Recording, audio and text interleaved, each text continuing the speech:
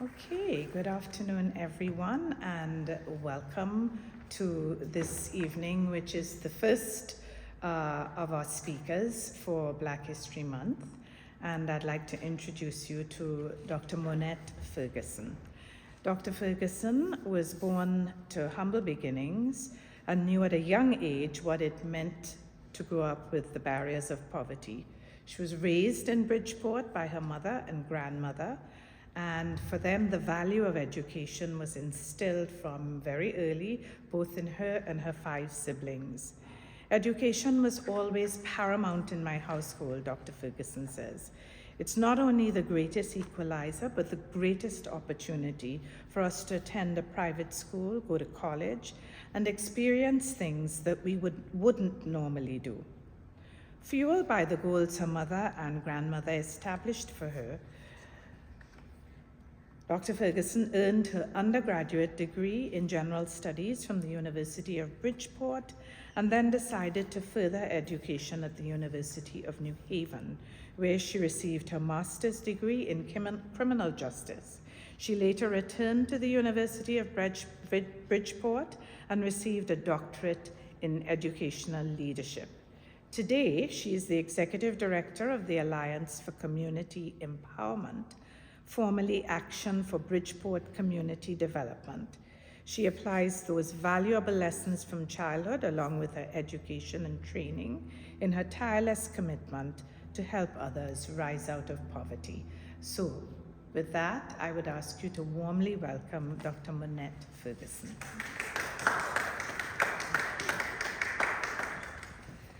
Thank you for that gracious introduction.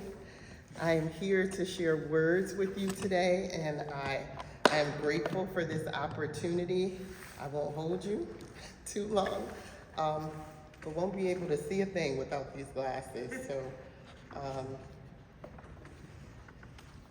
So, Black history is American history. It's a faithful call to remember, reflect, and act. Good afternoon, friends, St. Paul on the Green. Thank you for the gift of being together today in this sacred place that has witnessed generations of prayer, service, joy, and struggle. It is fitting that we gather here today to reflect on 100 years of this nation formally acknowledging Black History Month. Not as a political moment, but as a moral and spiritual one. This is a moment of remembrance, a moment of gratitude, and a moment of honest reflection. Why does it matter to remember, especially in faith communities like our own? The scriptures tell us again and again to remember. Remember where you came from. Remember who walked before you. Remember what God has done. Black History Month exists because for much of our nation's history, some voices were not remembered. Some stories not told, some lives were not fully seen as worthy of dignity or protection. This month is not about assigning guilt. It is about telling the truth. Because faith that avoids truth is fragile, and love without truth is incomplete. As people of faith, we know that remembering is not optional. It is a part of discipleship. Black history is American history. It is important to say it plainly, gently, and clearly. Black history is not separated or separate from American history. It is American history. It is a history of labor. It is a history of faith and perseverance. It is the history of people who believe deeply in this country, even when this country didn't believe in them. Much of what we value in America, democracy, community organizing, music, education, caregiving, and moral courage has been shaped by Black Americans, often without recognition or reward. James Baldwin once wrote, "The story of the Negro in America is the story of America. Not always a comfortable story, but a necessary one." So what's progress? What progress is worth honoring? And what work is there still for us to do? We should absolutely acknowledge how far we have come. Many of you here have lived through civil rights movements. You may remember segregated schools, restricted neighborhoods, and moments when the country had to confront itself. Progress has been real and hard won. But faith teaches us something important. Progress does not mean perfection, and it is not the enemy of perfection. Dr. Martin Luther King Jr., a minister first and foremost, reminded us, "The arc of a moral universe is long, but it bends towards justice."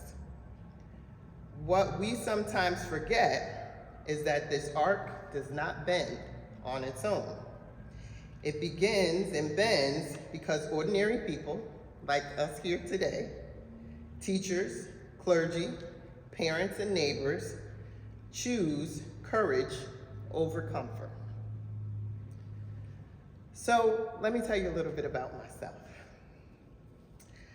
Black history is not only something we look back on, it's something that's here with us every single day. We are Black history as Americans and as part of history.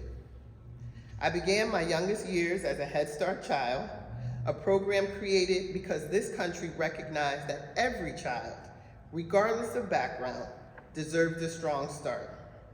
Over time, I became a parent and then an early childhood administrator, then a program director, and today I serve as a community leader and an executive director. I support families, children, and educators across the country, besides across this region. My life's work is rooted in a simple, faith-aligned belief. We care for our children and our families so our whole community can be strengthened. My story is not about individual achievement alone. It is about what becomes possible when systems choose fairness, when communities invest wisely, and when people are seen not for what they lack, but for what they can become. This is not just a Black success story. I am an American success story. Now, it would be tempting to stop here because we talked about some great things. But within this celebration and inspiration, we can't fall short of action.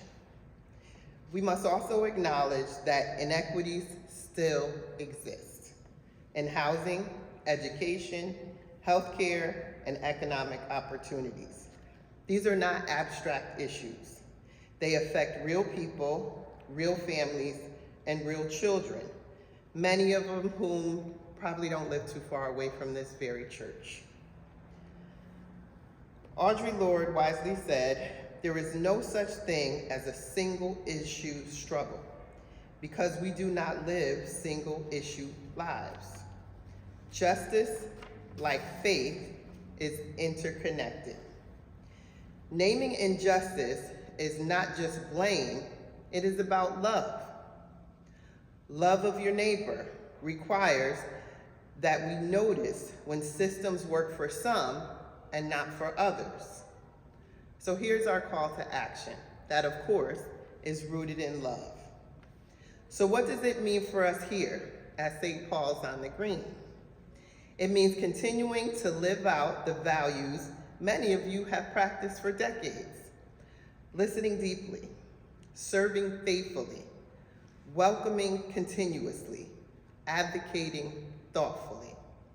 It means asking ourselves, where can we be more intentional about fairness? How can our compassion move beyond charity to justice? How can we ensure our institutions reflect the love we profess? Congressman John Lewis urged us to make what he called good trouble when necessary. Trouble rooted in conscience, not anger. And the scripture reminds us, what does the Lord require of you but to do justice, love kindness, and walk humbly with your God. In closing,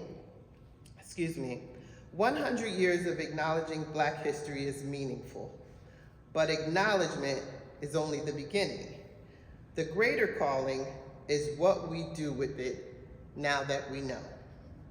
May we continue to remember truthfully, may we act lovingly, and may we commit ourselves together to fair, equitable practices that honor the dignity of every child of God.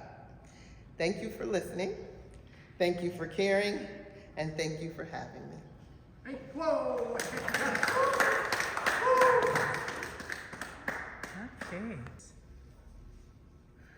Yeah. Did you want me to stay and answer questions? Yeah. Should I? Is it paused or is it off? Just want to make sure that I have it off. No, it's still It's running. still going. So